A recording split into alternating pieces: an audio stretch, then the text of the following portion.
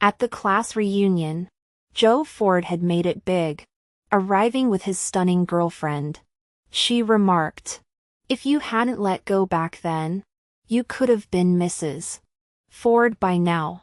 Across the table, he sat with his arm around her, expression cool. "That's ancient history." The crowd egged them on, hungry for drama. Under his gaze, I quietly covered the scar on my wrist, forcing a smile. "Right. We haven't been involved for years." "Wasn't it Mia who initiated the breakup?" Someone prodded as his girlfriend excused herself to the restroom. The group buzzed with gossip. Mia was me. Joe's lips curved in polite amusement, but his eyes remained Arctic frost. 6 years post-breakup. This was our first encounter. The collision felt violently abrupt. I'd only come because the class monitor swore Joe wouldn't attend. Yet here he sat, celebrated entrepreneur. Hometown success story. His tailored suit and 7-figure watch screaming affluence. Every sycophantic laugh from our peers highlighted my faded sweater and scuffed boots.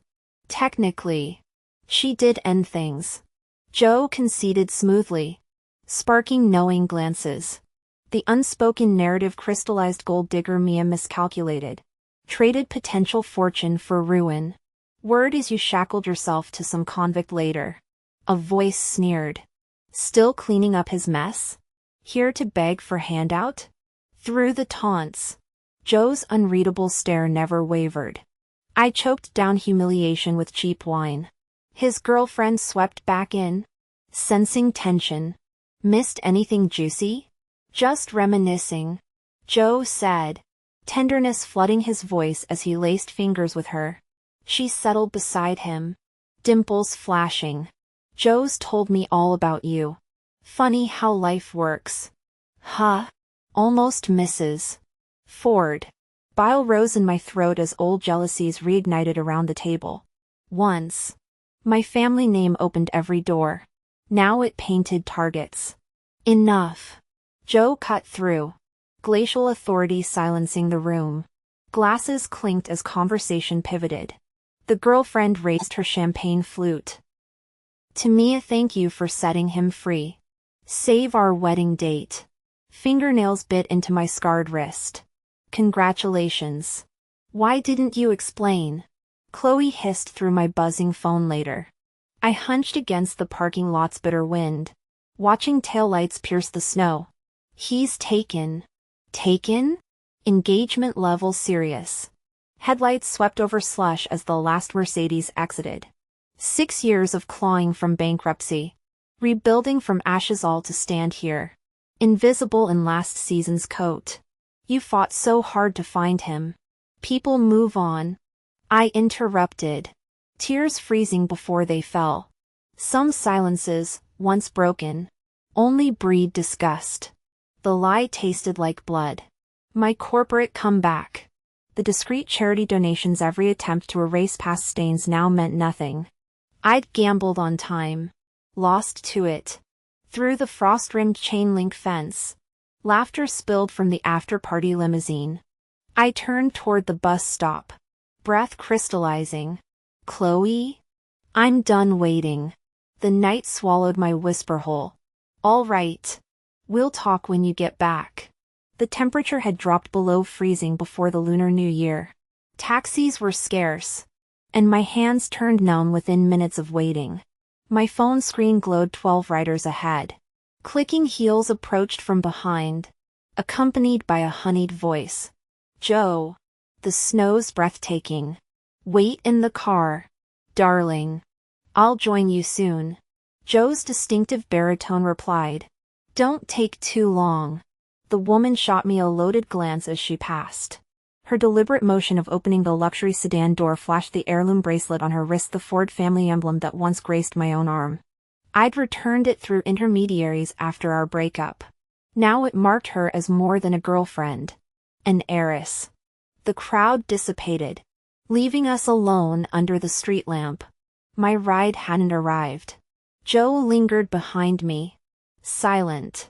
Our overlapping shadows wavered as memory surfaced, that final night when he'd crashed his car racing to confront me. His friend's furious call still echoed. Joe's in the ER. Coming to check if he's dying? My throat tightened recalling the accusations. He got the exchange program spot. Why couldn't you wait? You've erased everything he did for you? The line went dead with a crash.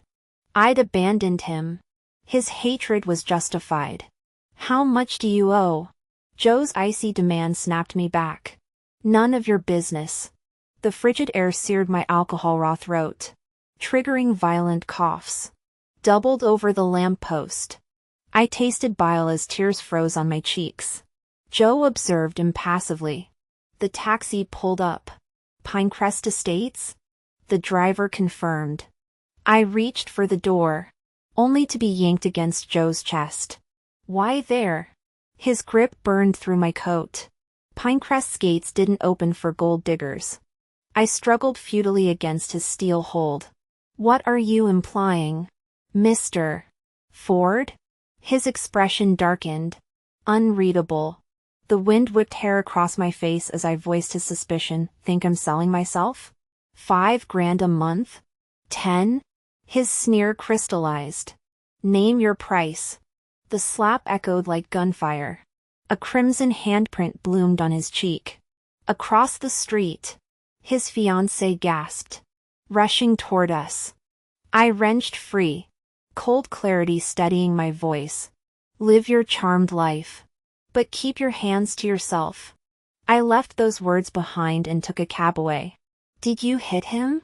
Chloe poured me a glass of warm water. Yeah. He wanted to be my sugar daddy. Curled on the couch, fighting waves of stomach cramps. I slowly sipped the water. After a while, I suddenly rushed to the bathroom and vomited. Chloe patted my back. You know you have a weak stomach. Yet you still drink. Gasping for breath, I wiped the water droplets clinging to my lips after rinsing. My esophagus burned. Was it worth it?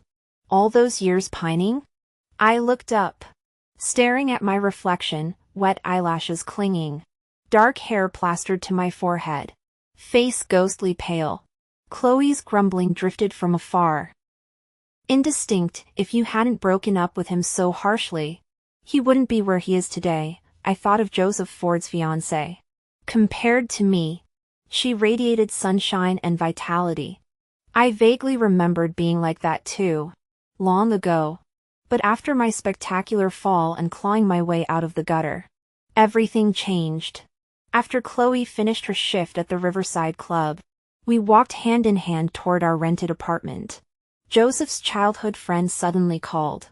Mia, if you're struggling, I can arrange a job for you. I stayed silent, waiting. They're getting married next month. Sophia Zhang's decent. Comes from a good family. I won't bother him again. Rest assured. He hesitated. We just want Joe to have a good life. Understood. Every old friend had unanimously chosen Joseph's side. Hanging up, Chloe's eyes glistened. They don't understand anything. It's fine. Needing to stay in town a while. I found work near home. During the interview, the HR manager frowned. You have depression? Past issues. I have medical clearance. Previous employers had rejected me during background checks. This smaller company sent the onboarding notice that same night. I thought the class reunion would be my last interaction with Joseph. Yet 3 days later, he parachuted into our company as my supervisor. My desk got relocated directly outside his office. I refuse. Fine. Joseph didn't look up from his paperwork. Submit your resignation to HR. I laughed in disbelief. You're firing me over a desk placement? His pen paused, finally granting me eye contact. He drawled. I'm simply offering choices. Did you imagine I wanted something from you? My throat tightened, remembering Chloe's desperate rent negotiations yesterday. Forcing a smile, I said, your integrity is beyond reproach. Mr. Ford. I've no concerns. He nodded curtly. Appreciated. Close the door on your way out. And turn your chair away, I prefer not seeing your face. Subsequent days passed with minimal interaction. During the team building week, as the new hire, I got pressured into endless toasts. Drink up. Mia. We'll dock your salary otherwise. Relax. We'll take you home if you pass out. All women here, what's there to fear? Amid raucous cheers, I downed the final shot before collapsing unconscious. I woke in a king-sized bed, sunlight stinging my eyes. Sitting up, the plush hotel robe slipped off my shoulders. Disoriented, I wandered into the living area. Joe lounged on the sofa reading the morning paper, matching robe hanging carelessly open. When I emerged, Joseph Ford lifted his gaze lazily. You're awake. Breakfast is on the table. Eat and go back to sleep. A chill crawled through my veins as Mia turned pale. The morning paper landed carelessly on the coffee tablet as Joe pulled open his collar, revealing telltale marks. Bad news, you initiated everything last night. The words struck like lightning. My memory of the night was completely blank. Impossible. Joe slid a contract across the table bearing my fingerprint. You'll be my mistress $4,100,000 monthly. This can't be real. Certain? His smirk widened as he produced a voice recorder. Captured your midnight confession. Ms. Johnson. Care to hear your pathetic fantasies? Ice flooded my veins. My darkest thoughts, now weaponized, felt criminal exposed. Joe's eyes darkened beneath lowered brows. Coveting a married man? Let's share this recording with everyone. Shall we? Are you punishing me? My nails dug crescents into my palms. Yes. His tone turned arctic. You destroyed me first. Honor the contract or I go public. The clock's ticking merged with my pounding heartbeat. Cracked lips moved numbly. Release it then. His laughter chilled. You think you have choices. Mia? You'll take what I give. In the bathroom, my scattered clothes mocked me beside Joe's neatly hung suit. I dressed mechanically and fled the hotel. Chloe's call came strained. Mia, they want $50K. The sunless sky pressed down. Between medical bills and minimal savings, we were trapped. They'll expose you and keep your mother's ashes hostage. After securing a salary advance, I dialed with trembling fingers. Dr. Ryan Jiang answered brusquely. Ms. Johnson? Could you lend me $400K? The request scorched my throat. Emergency shouts interrupted. I braced for rejection. Account number. His voice cut through chaos. You'll have it today. The dial tone hummed warmly against the unrelenting gray. In the evening, the manager tapped on my desk, informing me I'd be attending a client dinner that night. Just hours earlier, I'd requested an advance on my monthly salary from him, combined with borrowed funds and previous savings. I'd barely scraped together $500,000. When I entered the private dining room, I saw Joseph Ford. His tall frame moved effortlessly as he exchanged pleasantries with the group. The crystal chandelier's light accentuated his sharp profile. The manager nudged me forward, instantly drawing all eyes toward me. Mr. Ford, is this someone from your company? Joseph glanced casually, smiling. Yes. A new hire. What kind of rookie deserves personal mentorship from Mr. Ford? She's quite easy on the eyes. As conversations flowed, the manager seated me beside Joseph, whispering, "Be sharp tonight. Cover for him by taking drinks when needed." Someone inquired politely, "Mr. Ford, can your new colleague handle alcohol?" Before Joseph could respond, the manager interjected, "Of course she can." He slid a glass toward me. "Start with a toast." Joseph remained silent, fingertips rhythmically tapping the table. I lifted the glass, held my breath, and downed the liquor. The fiery liquid scorched my throat before erupting in my stomach. The crowd cheered, ready to continue the revelry when Joseph redirected the conversation. Where were we? Let's resume. Throughout the evening, numerous toasts aimed at Joseph were deftly redirected by the manager into my cup under the pretense of Joseph's delicate stomach. When I finally staggered to the restroom, the sink faucet ran as I retched violently. Loose strands of hair dipped into the basin, becoming soaked. After texting Chloe, I slumped over the counter, breathing raggedly. Footsteps approached. The door swung open. Joe's calm voice cut through the humidity. Already at your limit? Summoning strength, I pushed upright, swaying toward the exit. His hand closed around my arm, dragging me back, palms searing my nape. He forced me to face the mirror, tilting my chin. Look at yourself, he sneered. You think stumbling out like this won't attract predators? The reflection showed flushed cheeks, glazed eyes, and disheveled clothing. His gaze in the mirror traveled over me brazenly. I trembled, eyes shut. Who could be worse than you? His chuckle vibrated against my ear. Come home with me tonight. Go to. His mouth crushed mine, stealing oxygen. Alcohol-fueled blood surged like magma. Blurred light clusters swam as water droplets hit the sink like acid eating at my heart. I weakly struggled, drenched in cold sweat, dragged back into memories of that abyssal period, a misfit staring hopelessly at this garish, unwelcoming world. Joseph Ford. Can you let me go? I was falling silently, crashing hard into the bottom of a well. It must have hurt. But I couldn't feel anything anymore. Mia! Joe was calling my name, no longer with those eyes that once wished me dead. He panicked. So much that I couldn't tell whether this was the younger him or the present-day version. I said, Joseph Ford, I never want to see you again. The fever hit like a tidal wave, delirious and aching everywhere.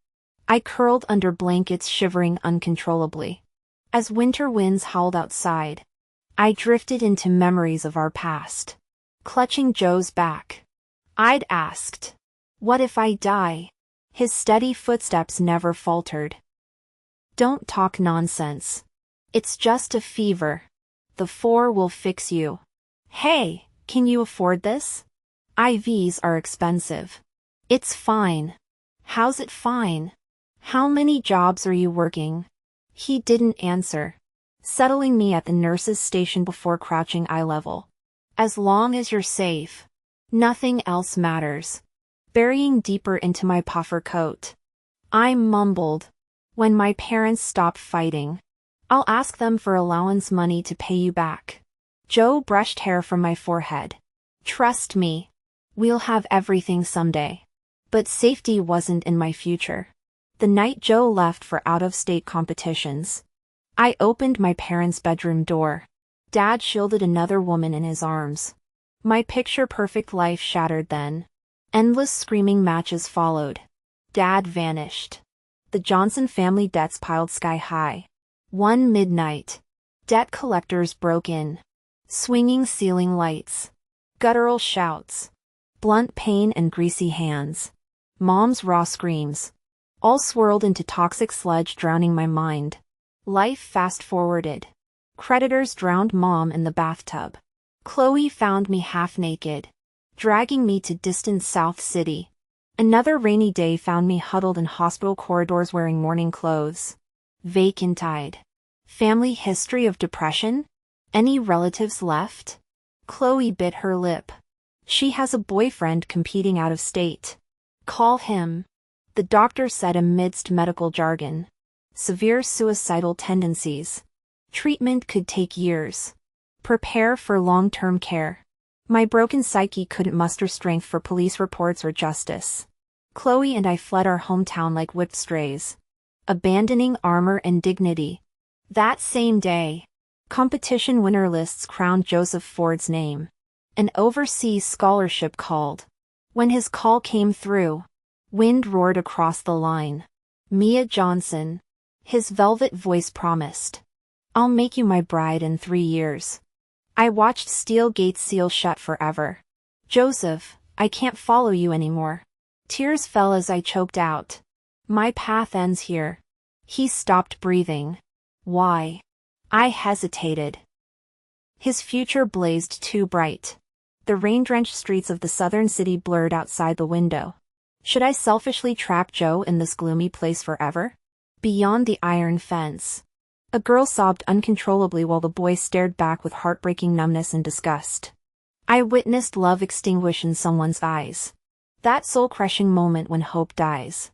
The wind lifted my hair, revealing bruises blooming across my neck like storm clouds.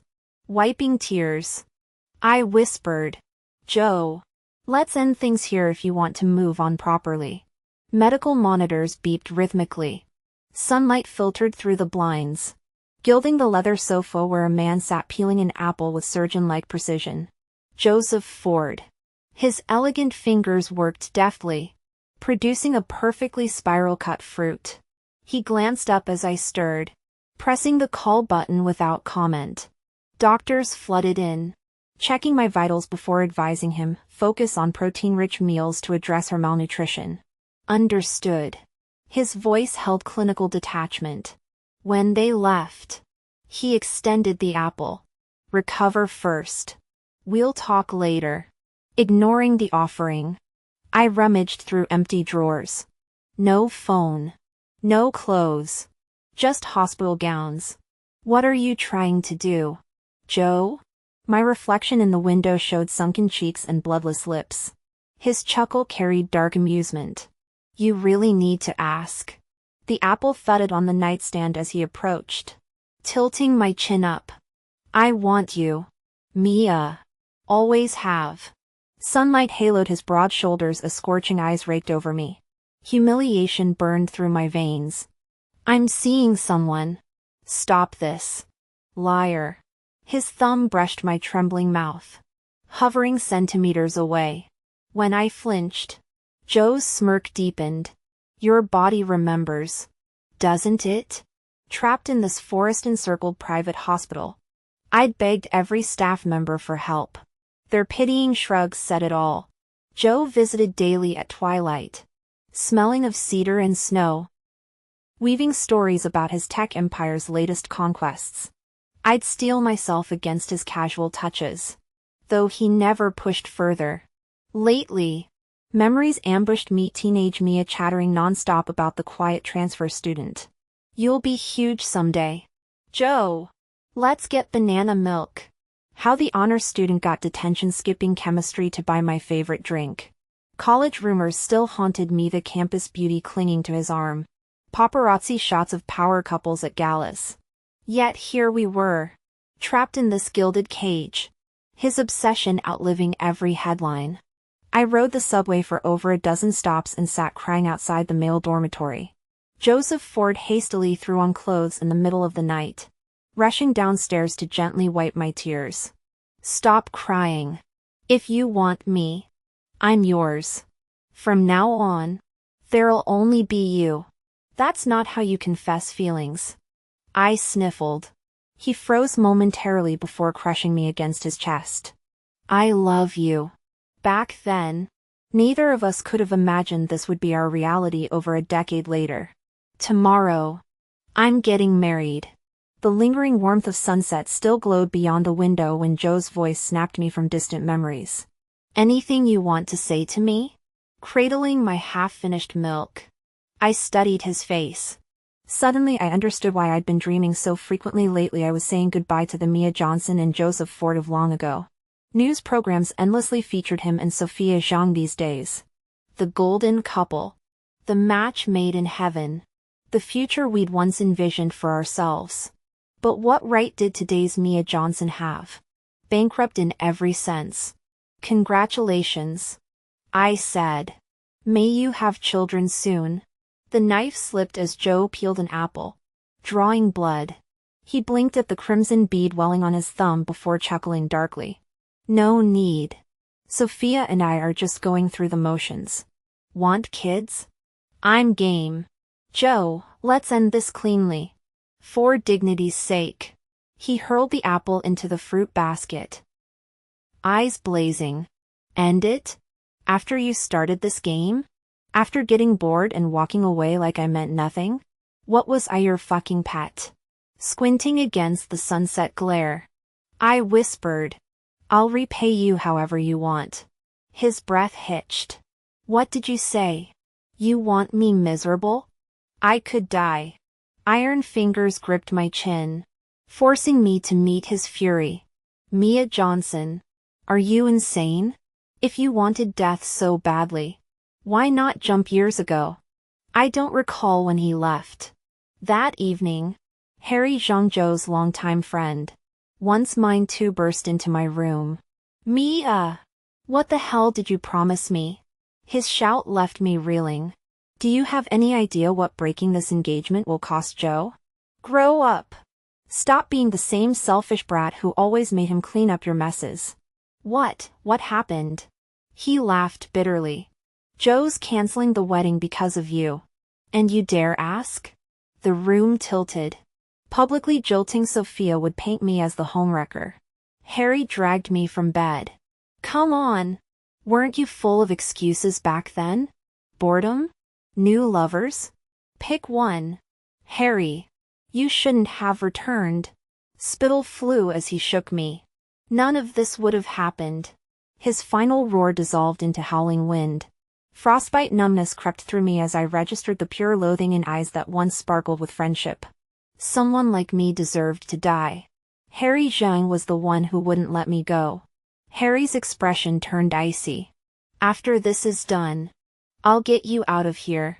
The office tower blazed with light in the dead of night. Harry dragged me inside.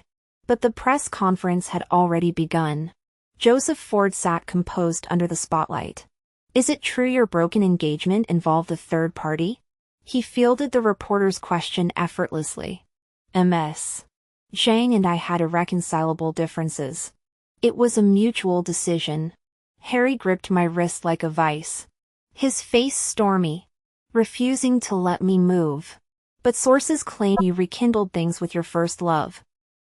Joe remained unflappable. Pure speculation. If there are no further questions. He rose just as someone shouted, She's here. That's her. Every camera swiveled toward me. I froze. Exposed under the merciless glare of spotlights, disheveled. Stunned. Reporters surged forward. Within seconds, I was trapped in a suffocating ring of microphones and flashing bulbs. What's your relationship with Joe Ford? Did you sabotage his engagement? Joe's smile vanished. He shoved through the crowd toward me as accusations rained down, homewrecker. Shameless. My denial, it's not true, drowned in the frenzy. Breaking update. A reporter brandished his phone. My own drunken sob echoed through the room. Joe, I love you. The recording pinned me to this crucifixion. Whispers slithered through the crowd. Her father was a deadbeat, mother killed herself, locked in a mental institution for 5 years. Psycho bitch. Why doesn't she off herself? Joe froze mid-stride. Our eyes met across the chaos, his widened with dawning horror. Mine hollow with the truth I'd buried. I sat motionless as the venom spread. Every vicious word leaching warmth from my body until only numbness remained. Joe Ford was calling me. His voice trembling. I knew what would come next. I simply waited calmly for the guillotine to drop, utterly destroying my life. She was also sexually assaulted. That final line from the anonymous tip left Joe's face bloodless. From Joe Ford's perspective, he hadn't spoken since returning from the office 3 days ago. The blinds remained closed, barring sunlight from the gloom. Unanswered calls flooded his phone screen. Time seemed suspended as he sat motionless, head bowed like a lifeless statue. The man's icy words still haunted him. We all fought to keep her alive. Mr. Ford.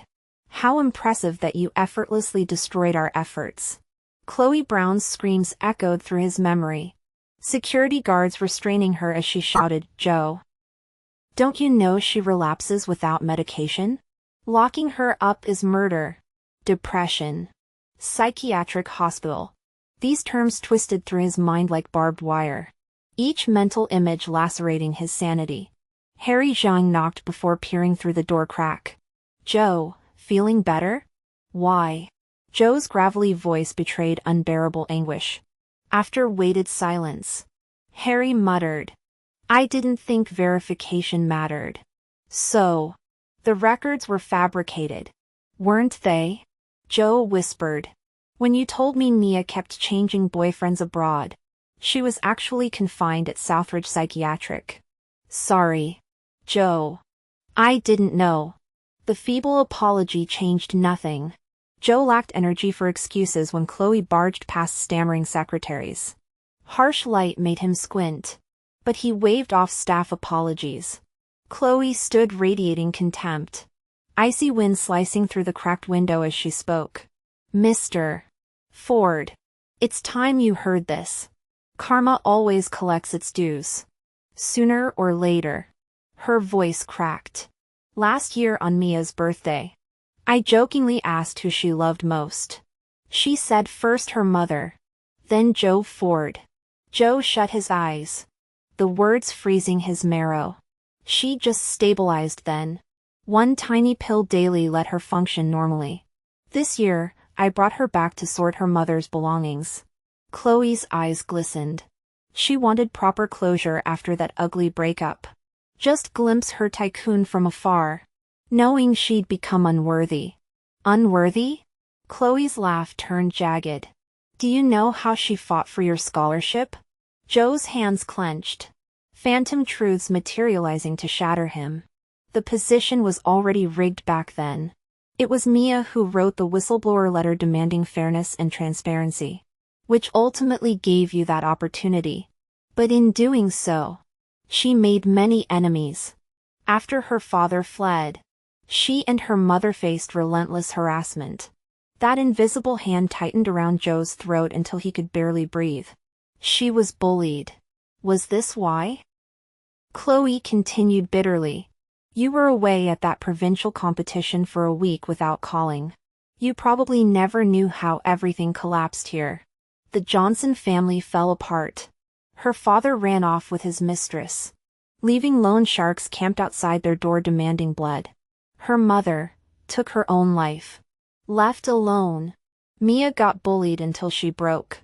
At her worst, I couldn't take my eyes off her for a second. She became a shadow of herself." Chloe glared at Joe. "When you had that car accident, Mia begged me through tears to let her die. How could she possibly move past this?" Joe turned ashen, eyes shut. Memories of recent months tormented him, letting his manager get Mia drunk and delivered Tohi's sweet, coaxing drunken confessions from her, forging that sham contract to watch her squirm.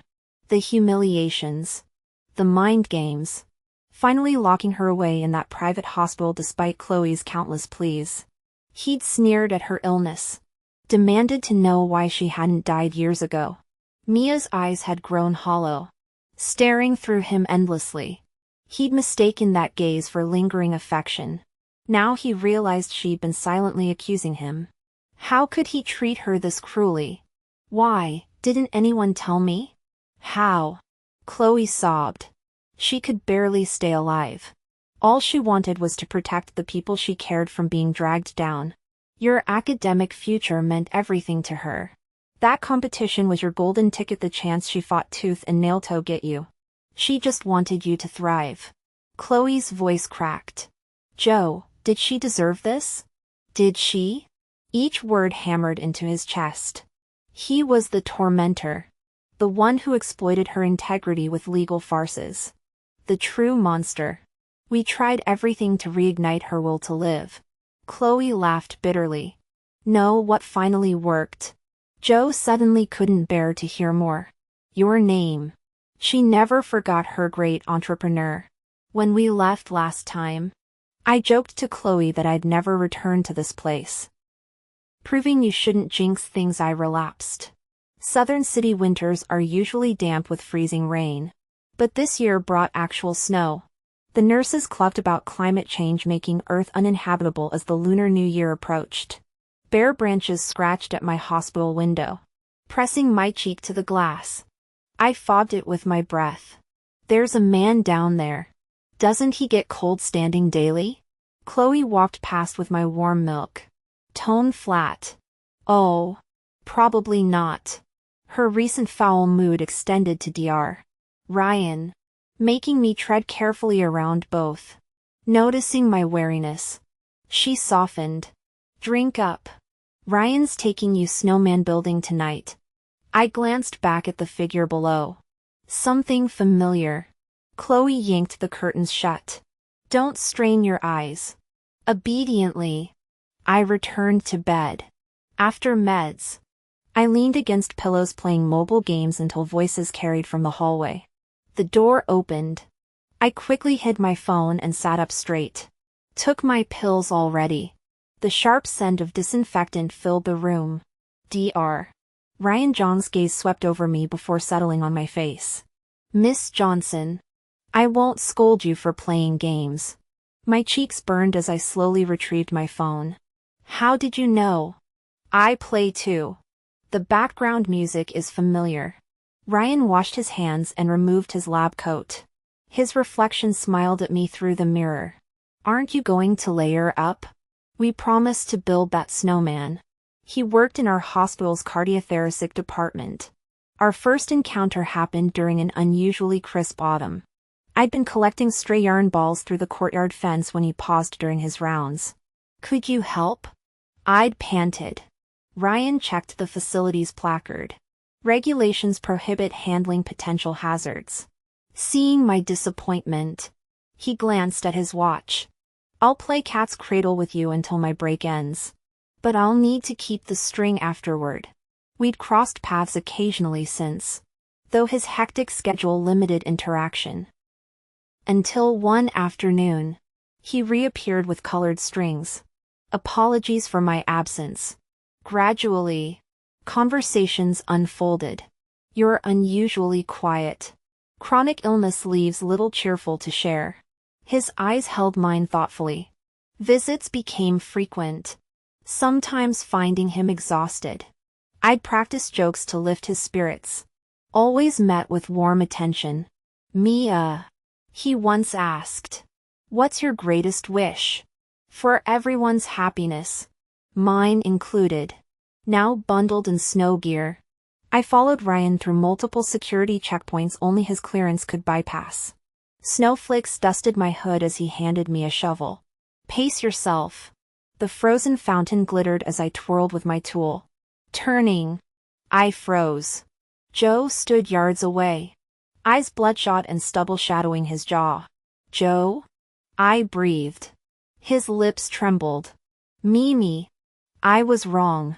Past me would have demanded explanations. Present me clutched the shovel, staring at snow-crusted boots. It's fine. Survival had sanded down my edges.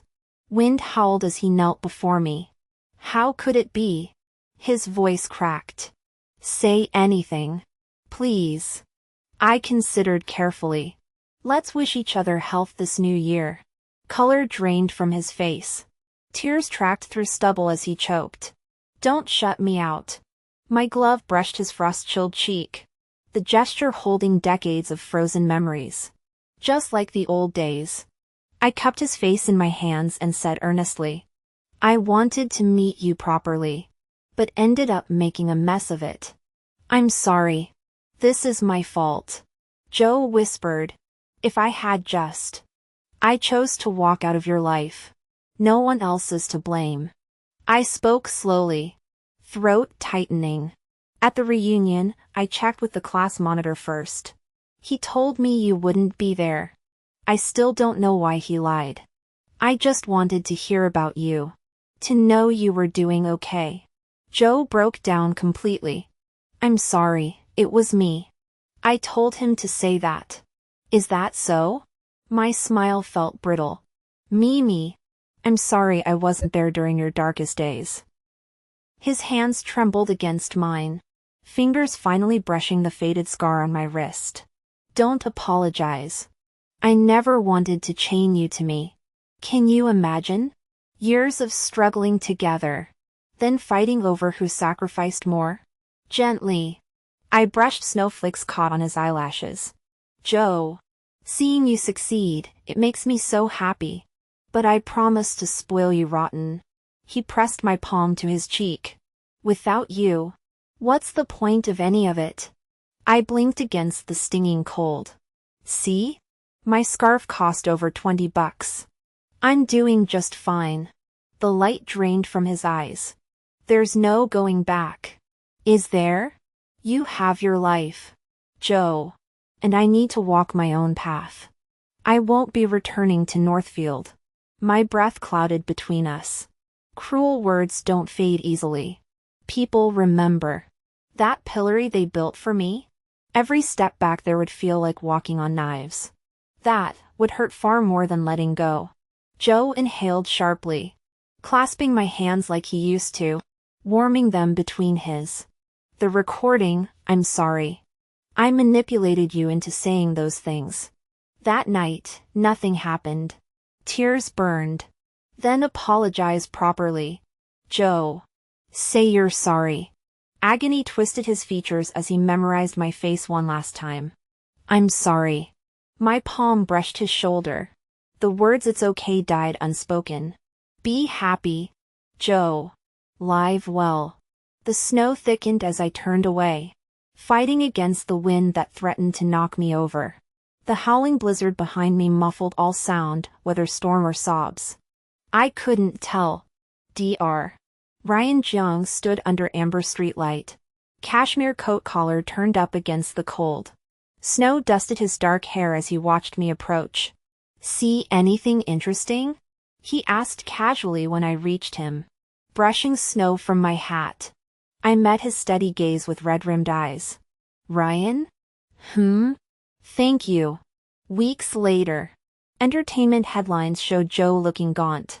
In a televised interview, he confessed everything: the coercion, the manipulated recording.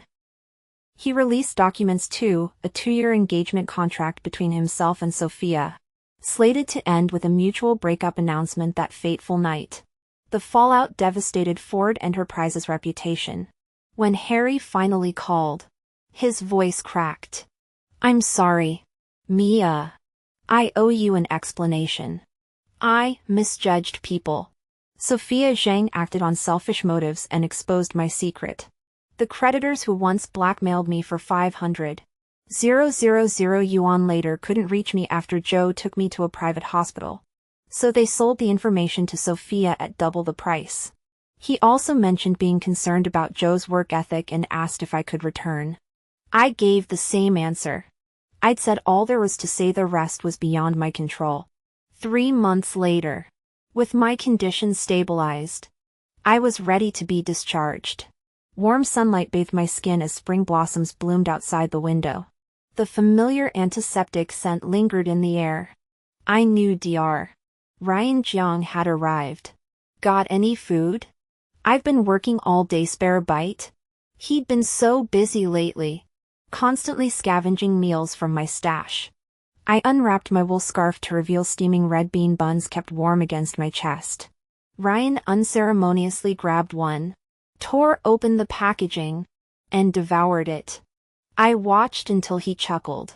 Why are you staring like that? You are really low maintenance. After finishing, Ryan asked, have you considered settling here? Why do you ask? Well, I have an apartment available for rent. After a pause, I ventured, are you that desperate for money? He did seem genuinely earnest. I don't have much income right now. The rent might be too steep. Ryan deadpanned. I come cheap. No neighbors. Gets lonely. He maintained perfect seriousness. I blinked, uncertain if this was Ryan's awkward attempt at flirting or genuine concern. On my discharge day, a spring breeze carried renewed optimism, smiling properly for the first time in ages. I forgot to check traffic lights while crossing the street until Ryan yanked my collar and dragged me back. I stumbled into his chest. His hand remained firmly around mine. You, well, Courting you. He said it lightly. Casually. The corner of his mouth quirking as if commenting on the pleasant weather. Thump thump, children nearby banged toy drums amidst giggles. Thump thump, my own heartbeat answered. With trembling voice but steady gaze. I told Ryan. I loved someone for so many years. I'm not sure. The wind tousled Ryan's hair as he softly replied. MS. Johnson. I've loved someone that long too. Give me a chance. My eyes stung at his words. I'm damaged goods. My health. MS. Johnson. Ryan interrupted. You once wished happiness for everyone. Yourself included. He blinked. Let me make that come true. The breeze strengthened. Sunlight filtered through branches, gilding his forehead. The spring I'd thought unattainable had quietly arrived, painting the world in vibrant blooms. From Joe's perspective, the following winter, Sophia's company declared bankruptcy. Those who'd tormented Mia found themselves behind bars thanks to Joe. After multiple crises, Joe's company finally revived. One evening, Joe sat alone in his office for hours. Snow swirled outside as headlights formed a sea of light below. Having worked non-stop for 2 weeks, everything felt surreal. He suddenly remembered it had snowed exactly 1 year ago. Mia Johnson appeared at the class reunion. The moment she saw Joseph Ford arrive with Sophia Zhang, her eyes filled with shock and panic. Countless times afterward, she'd dream of that scene. In those dreams, she always changed the outcome. She'd call off the engagement beforehand, report the manager who tried to drug her, never force herself to drink or speak harsh words. Just as Mia had once imagined, they'd have a dignified reunion. Mia would return, curling against him late at night, tearfully recounting past sufferings.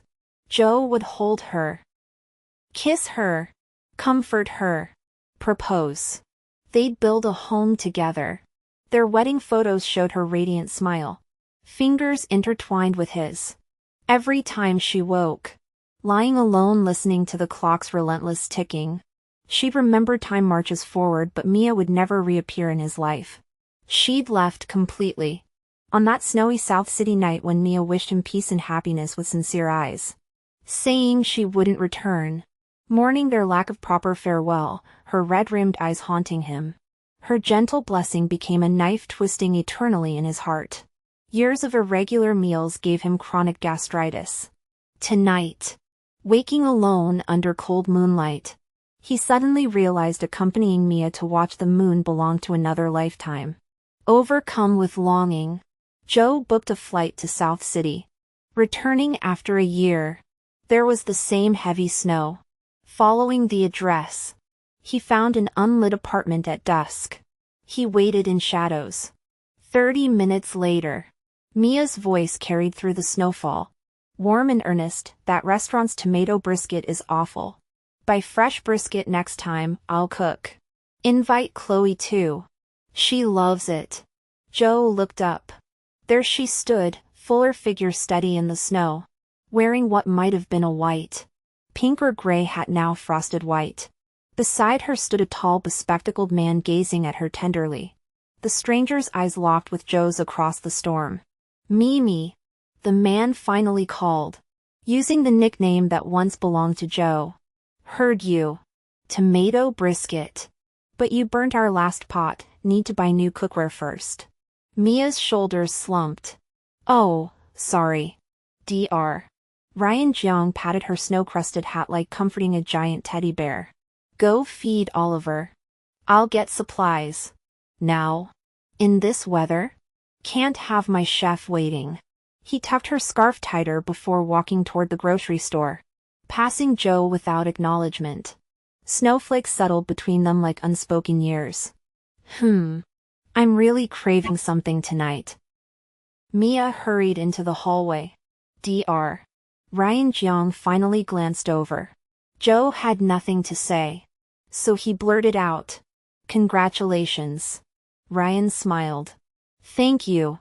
Truthfully, Ryan knew there'd been a misunderstanding. Sun was the cat he and Mia had adopted.